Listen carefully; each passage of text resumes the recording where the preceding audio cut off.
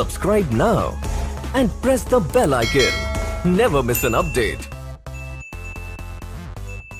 Hello friends, this is Santhanam from Officers IAS Academy, and in this video we are going to continue with solving previous year's history question. We have already solved ancient, medieval history questions and even art and culture questions, and in this video we will solve modern Indian history questions. So modern Indian history questions, you should know, we have a number of questions from modern India being asked year after year. So in all those previous videos that we have dealt with, we have compiled all the ancient India questions that has been asked from 2015 to 19. The same is the case for medieval India and the same is the case for art and culture also. But for modern India, we are going to deal with year after year, not in a combined formation. So here we will deal with 2015 questions first, and then we will look at the modern Indian questions asked in 2016 prelims, and then 2017, 18 and then 19. So we will do individual videos for modern Indian history questions. So here we would start with the 2015 modern Indian history questions itself. So the first question that we will deal with is this. With reference to the cabinet mission, which of the following statements is or are correct? It recommended government a federal government. It enlarged the powers of Indian courts. It provided for more Indians into the ICS. It is into the ICS. So this is what these statements are. Whether it is correct or not, we will try to see. They are talking about cabinet mission, which happened in 1946. That's when cabinet mission happened.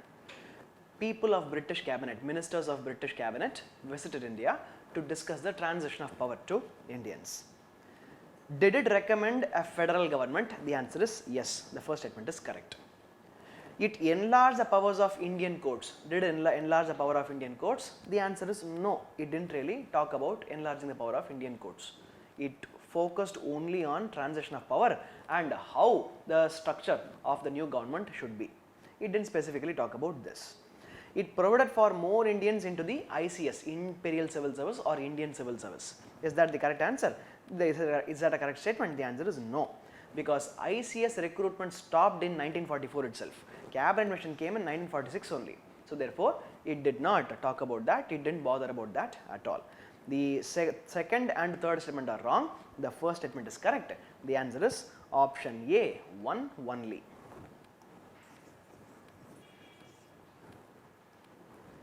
Second question.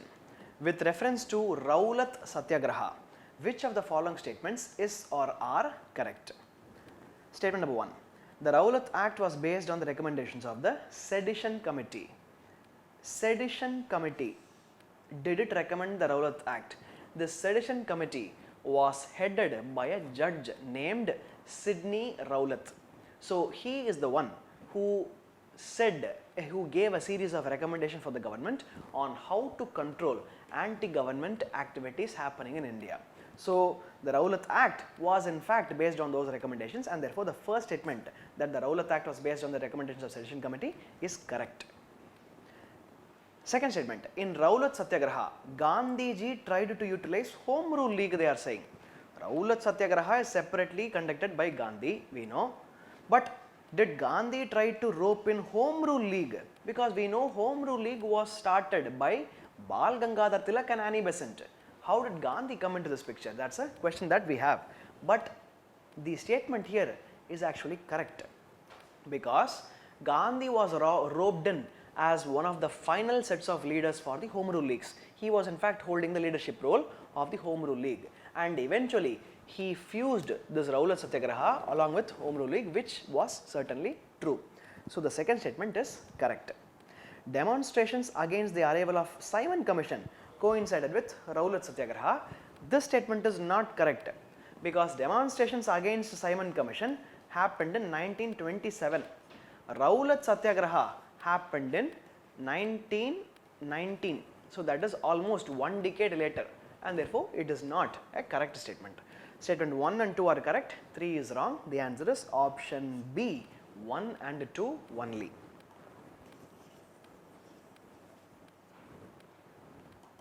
Question number 3. With reference to Congress Socialist Party CSP, consider the following statements. It advocated the boycott of British goods and evasion of taxes. Is that statement correct? That statement is not correct. They did not really advocate to boycott British goods and evade taxes. That's something that Gandhi advocated.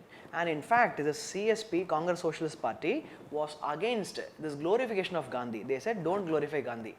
Gandhi is just one more freedom fighter and he is having his own tactics. We do not accept whatever that his tactics are. We have other opinion. That's what CSP held. So the first statement is wrong.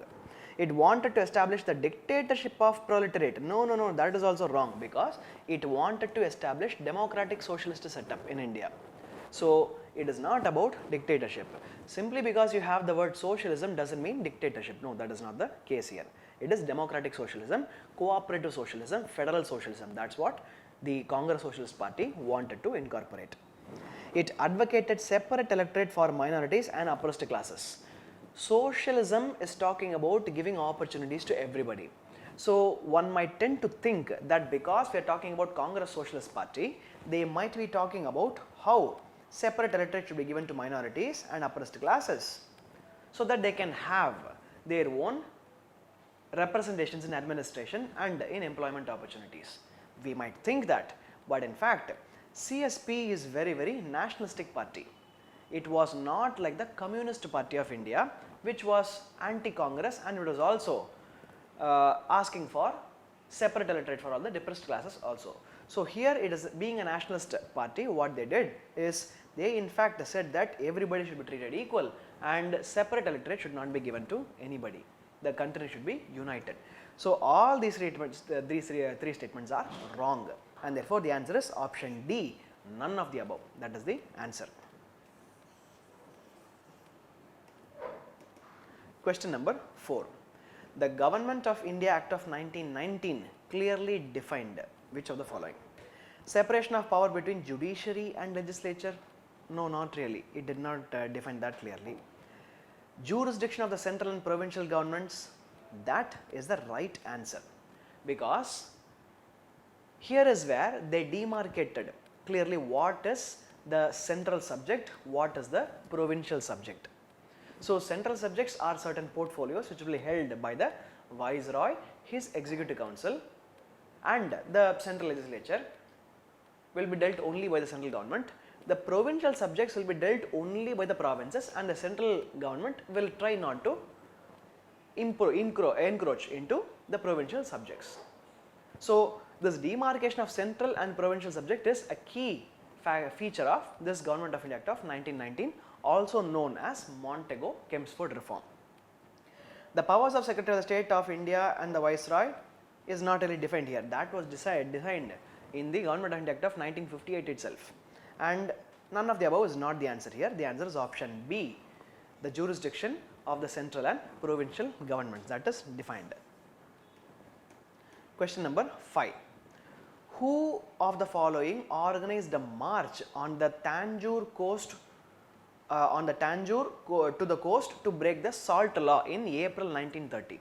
So we know that Gandhi conducted a salt march from Sabarmati to Dandi, which was the first move of the civil disobedience movement. And once he launched the civil disobedience movement, such marches happened in different parts of the country, and from Tiruchirappalli through Tanjavur to Vedaranyam, one more salt march was done in the south, in the modern state of Tamil Nadu, and that was happening under the leadership of option B, C. Rajagopalachari, also known as Rajaji. So this is what the salt march, who is the leader for the salt march that happened in the south. Then question number 6. Who of the following was or were economic critic or critics of colonialism in India? Economic critic of colonialism. So who among the following were there? Dadabhai Naoroji, Subramania Iyer, R.C. Dutt, Romesh Chandra Dutt. Who among the following were there? We know Dadabhai Naoroji is a critic. He has written even a book called as Poverty and Un-British Rule of India, criticizing the colonial economy for something he called as economic drain theory. So he had this theory called as economic drain theory, where he said all the resources from India are drained from India and used to industrialize Britain. So that's Dadabhai Naoroji. Then you have Subramanya Iyer and Romesh Chandra Dutt. In fact, these two guys were also economic critics of the colonial British, and they supported the economic drain theory, and they pressurized the British to invest money in India rather than taking money out of India and investing out in Britain. So all three of them have been the critics of colonialist economy in India. The answer for this question is option D, 1, 2 and 3. Question number 7. Consider the following statements. Number 1. The first woman president of Indian National Congress was Sarojini Naidu. Is that statement right or wrong? The answer is wrong. It is wrong because the first woman president of Congress was Annie Besant, not Sarojini Naidu. And the first Indian woman president was Sarojini Naidu. So therefore, this statement stating that the first woman president itself was Sarojini Naidu is wrong. Second statement, the first Muslim president of Indian National Congress was Badruddin Tyabji. Is that statement correct? That statement is correct. That statement is correct, which happened in the initial years of Indian National Congress, and statement 1 is wrong, 2 is correct. The answer for the 7th question is option B, 2 only. Question number 8. Which one of the following movements has contributed to a split in the Indian National Congress, resulting in the emergence of moderates and extremists? So moderates and extremists are going to split from Congress, where the extremists will be kicked out of the Congress by the moderates. So this split happened as a result of which national movement is the question. Is it Swadeshi movement or Quit India movement or non-cooperation movement or civil disobedience movement? The answer is outright, very straightforward.